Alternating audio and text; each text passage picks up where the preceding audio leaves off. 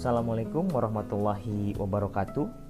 Alhamdulillah saat ini kita bisa bertemu lagi walaupun di dunia maya pada pendalaman materi, metode ilmiah dan langkah-langkah operasionalnya. Pada kesempatan kali ini kita akan sama-sama belajar mengenai bagaimana caranya kita mendapatkan suatu ilmu pengetahuan berdasarkan suatu metode ilmiah. Nah, sebelum kita berkenalan dengan konsep dari metode ilmiah, kita akan berkenalan dulu dengan cara untuk memperoleh pengetahuan pada abad lampau. Yang pertama, adanya suatu prasangka. Prasangka ini muncul akibat adanya suatu anggapan benar, padahal baru merupakan kemungkinan untuk mencari suatu kebenaran. Prasangka ini merupakan suatu cikal bakal rasa ingin tahu, curiosity, tetapi belum tentu dan belum diuji tingkat kebenarannya. Yang kedua, ada yang namanya intuisi. Intuisi yaitu suatu pendapat seseorang berdasarkan pengalaman yang dia alami, ya, dan pengetahuannya terdahulu, yang melalui suatu proses yang terkadang dia sendiri tidak sadari. Yang ketiga itu adalah trial and error, yaitu suatu metode coba-coba atau untung-untungan dalam melaksanakan suatu eksperimen yang sederhana. Untuk apa? Untuk hanya sekedar menjawab rasa ingin tahunya saja. Nah, berdasarkan tiga hal ini, maka pengetahuan pada abad lampau ini kebanyakan itu bersifat tidak ilmiah karena tidak dilakukan berdasarkan langkah-langkah dari metode ilmiah itu sendiri. Yang kedua, hanya bertumpu pada pemikiran atau akal sehatnya saja. Ya, yang penting apa yang dia pikirkan itu menemukan jawabannya. Ya, contoh misalnya, ketika kita membuka pintu rumah kita lalu melihat hamparan dataran yang sangat luas dan kita melihat ke atas itu bentuknya melengkung, lalu tiba-tiba kita simpulkan berdasarkan pemikiran kita itu, oh ternyata bumi ini datar lalu atasnya melengkung. Oh iya, berarti bumi kita ini seperti mangkuk yang terbalik. Nah, gitu ya. Jadi untuk pemenuhan akal sehatnya saja. Kenapa? Karena zaman dulu ya pengetahuan itu lebih banyak berdasarkan pengamatan, ya, pengalaman, dan sebagian lagi berdasarkan pada suatu kepercayaan. Makanya zaman dulu itu ilmu pengetahuan itu berlandaskan konsep yang namanya pseudoscience. Ya. Lalu pengetahuan pada abad lampau pun ternyata ada juga yang bermanfaat bagi masyarakat kita. Kemarin kita sudah membahas tentang cerita rakyat, tentang legenda, ya, karena itu merupakan sebagian dari mitos. Tetapi cerita rakyat atau legenda itu pun masih memiliki nilai-nilai positif yang sampai saat ini masih bermanfaat bagi masyarakat. Ya. Dan juga pengetahuan abad lampau ini ada yang masih berlaku hingga saat ini. Hayo, siapa yang setiap hari selalu membuka horoskop atau ramalan bintang? Nah, ternyata horoskop atau ramalan bintang ini hidup pada zamannya Babilonia. Ya, tetapi hingga saat ini masih sering ya ada yang percaya dengan horoskop atau ramalan bintang. Nah, saat ini ya kita akan masuk ke dalam konsep yang namanya pengetahuan. Ada 3 jenis ya cara agar kita mendapatkan suatu pengetahuan. Yang pertama, mengedepankan yang namanya logika. Yang kedua, mengedepankan yang namanya etika. Dan yang ketiga, mengedepankan yang namanya estetika. Nah, dari pengetahuan inilah kita akan bertemu dengan yang namanya ilmu. Ilmu merupakan asal kata dari bahasa Arab alima, yang merupakan juga disebut dengan pengetahuan. Nah, maka dari itu ilmu merupakan kumpulan dari pengetahuan yang tervalidasi oleh apa? Oleh fakta dan dirumuskan dalam himpunan suatu teori, sehingga kesimpulannya itu dapat menghasilkan suatu ilmu. Nah, ilmu merupakan salah satu wujud pengetahuan yang dimiliki oleh manusia.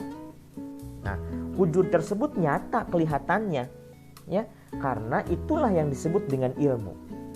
Nah, di sini ada suatu pernyataan yang menyebutkan bahwa ilmu adalah bagian dari pengetahuan. Namun, tidak semua pengetahuan dapat dikatakan ilmu.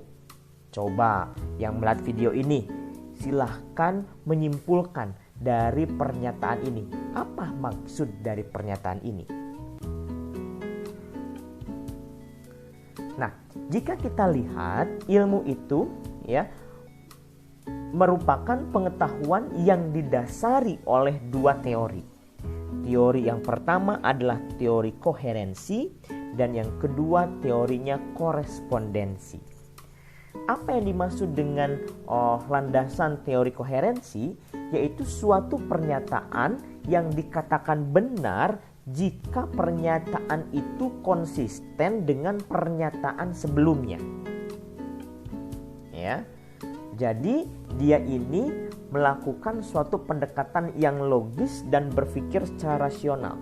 Jadi dia ini merupakan pernyataan yang mengiyahkan pernyataan atau ilmu yang sebelumnya ada. Itu koherensi. Tapi kalau korespondensi yaitu suatu pernyataan yang dikatakan benar jika pernyataan tersebut didasarkan atas fakta atau realita. Ya, korespondensi inilah yang kebanyakan memunculkan ilmu atau pengetahuan baru berdasarkan apa yang dia amati. Contoh, koherensi, kebanyakan para ilmu pengetahuan saat ini ya mengiyahkan bahwa Pluto itu merupakan bagian dari planet, ya, susunan tata surya.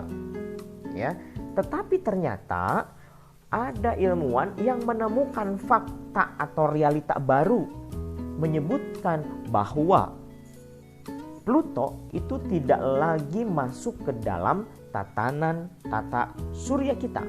Kenapa? Karena terdapat berbagai macam alasan yang berdasarkan fakta atau realita. Nah, berikutnya ini ciri-ciri dari pengetahuan ilmiah. Ciri pengetahuan ilmiah yang pertama, dia bersifat objektif, betul-betul berdasarkan pengamatan, penyelidikan yang dilakukan dan dibuktikan secara empiris.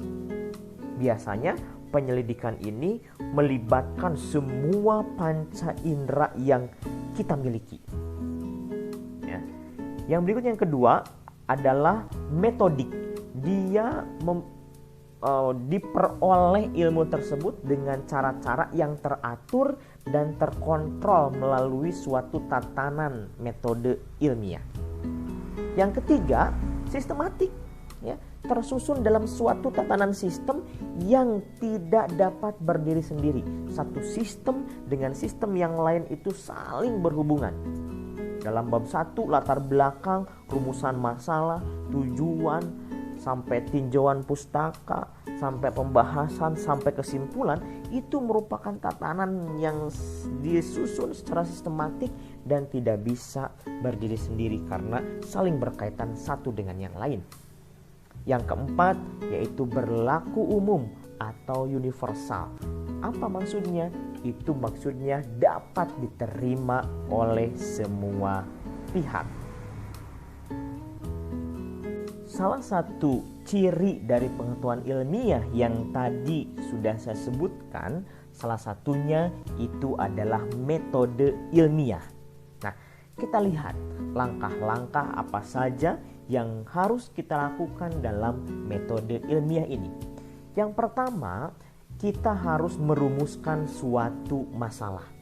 Tentu saja, rumusan masalah ini berdasarkan identifikasi masalah yang sudah kita lakukan.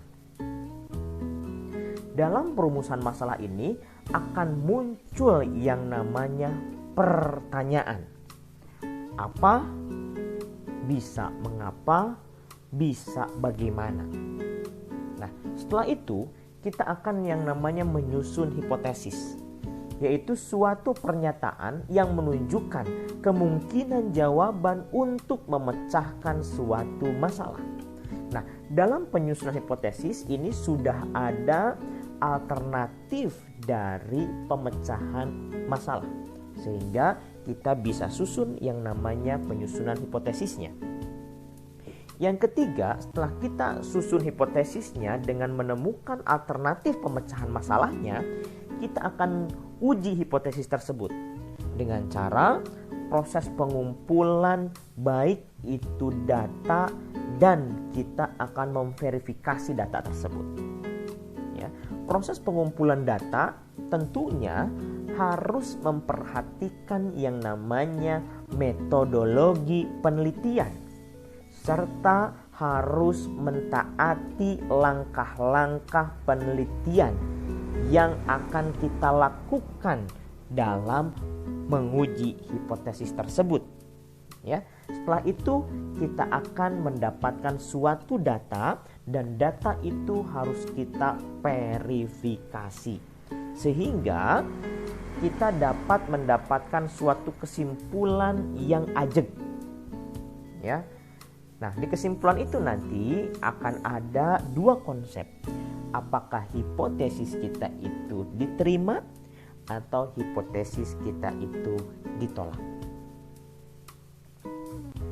Nah, dalam melakukan suatu metode ilmiah ini pun memiliki suatu keterbatasan.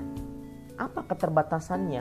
Ternyata semua ilmu yang dikembangkan dari suatu metode ilmiah atau ilmu yang didapatkan dari suatu metode ilmiah itu sifatnya nisbi, sementara, tidak ada yang mutlak. Mengapa? Jika ada penemuan atau suatu konsep yang baru, maka konsep atau penemuan yang lama itu terbantahkan dengan sendirinya. Yang kedua, metode ilmiah ini tidak mampu menjawab hal-hal yang berkaitan dengan pengujian adanya yang gaib. Ya. Jadi tidak bisa kita menentukan di mana letaknya itu komponen-komponen gaib, ya. Kecuali itu masuknya kepada iman pada diri kita masing-masing. Tidak bisa dibuktikan secara metode ilmiah, ya. Lalu yang ketiga, tidak mampu menjawab hal-hal yang berkaitan dengan moral, cinta, baik dan buruknya suatu nilai, seni dan keindahan. Kenapa? Karena itu sifatnya itu relatif. Ya. Mengapa suatu lukisan itu dapat dikatakan indah oleh A dan dapat dikatakan tidak indah oleh B? Tergantung pada sudut pandangnya. Jadi tidak bisa, ya, kita melakukan metode ilmiah terkait dengan moral, cinta, baik dan buruk, ya, karena itu tidak bisa terukur secara pasti, ya. Kalau moral, cinta, baik dan buruk ini berkaitan nanti dengan yang namanya neuroscience, ya, itu berkaitan dengan limbik yang kita miliki, ya. Begitupun dengan nilai, seni dan keindahan, itu tidak bisa, sulit untuk diukur dengan suatu metode ilmiah. Nah, apa keunggulannya? Ya, ternyata metode ilmiah ini mencintai kebenaran yang objektif. Jadi ketika ada kebenaran yang baru, yang lebih objektif, ya semuanya ikut saja dengan kebenaran yang baru dan terbarukan itu, ya. Lalu menyadari bahwa tidak ada kebenaran ilmu yang sifatnya absolut, ya. Lalu tidak percaya pada tahayul, astrologi maupun konsep yang namanya untung-untungan. Itu nggak percaya tuh. Makanya orang yang memiliki konsep metode ilmiah mana percaya dengan konsep yang namanya togel itu, ya. Nggak ada konsep togel, ya untung-untungan itu nggak ada, ya. Lalu membimbing kita untuk tahu lebih banyak. Kenapa? Karena dirangsang untuk memiliki rasa ingin tahu, lalu membuktikan rasa ingin tahunya dengan langkah-langkah yang dilakukan secara ilmiah. Lalu tidak berpikir secara prasangka, ya, tetapi berpikir secara terbuka atau juga berpikir secara objektif. Ya. Lalu suka menerima pendapat orang lain, bersikap toleran, tidak begitu saja percaya pada kesimpulan tanpa bukti. Lalu kebanyakan dia itu bersikap selalu optimis, teliti, berani membuat suatu pernyataan karena dia sudah buktikan dengan suatu konsep yang ilmiah. Nah, ini ada 3 kata yang berhubungan dengan metode ilmiah. Ada kata penelitian, ada kata peneliti, dan sikap ilmiah. Penelitian upayanya, ya, untuk mengembangkan suatu pengetahuan. Peneliti siapa? Ya subjeknya, pelakunya. Kalau sikap ilmiah, nah itulah sikap yang harus dimiliki oleh seorang peneliti sehingga dalam melakukan penelitian itu nantinya akan mendapatkan kesimpulan yang sahih. Inilah sikap-sikap ilmiah yang harus sama-sama kita junjung tinggi. Jujur, ya, harus jujur dengan apa yang kita temukan. Harus jujur dengan masalah yang akan kita pecahkan. Harus jujur dengan apa yang kita temukan. Tekun, ya, tekun. Tekun ini nanti akan mengoptimalkan seluruh panca indera kita pada saat kita melakukan suatu penelitian. Tidak mudah putus asa dalam melakukan suatu penelitian.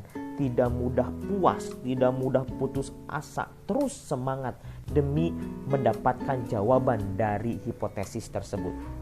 Lalu memiliki sifat yang namanya teliti, lalu disiplin, konsekuen dengan waktu, lalu bersifat objektif, ya, tidak bersifat subjektif. Sifatnya dia memiliki sifat objektif, lalu dia memiliki sifat yang terbuka, yang menerima pendapat dari orang lain, ya, dan terbuka terhadap kritikan serta saran dari orang lain. Dan yang terakhir, yang ke-8, harus tetap mengembangkan konsep rasa ingin tahu.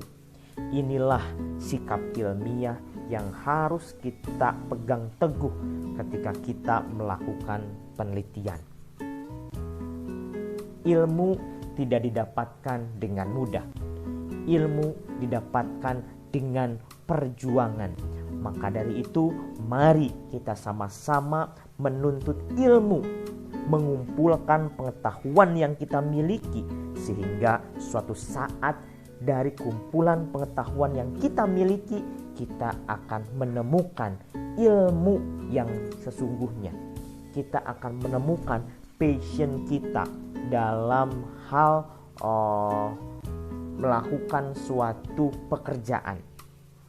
Mudah-mudahan dengan kita mempelajari konsep ilmu ini, setiap langkah kita itu berdasarkan suatu kajian ilmiah, baik kajian ilmiah yang didasarkan pada temuan manusia maupun kajian ilmiah yang diturunkan oleh Tuhan yang Maha Esa.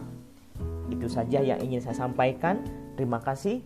Tetap semangat belajar di masa pandemi.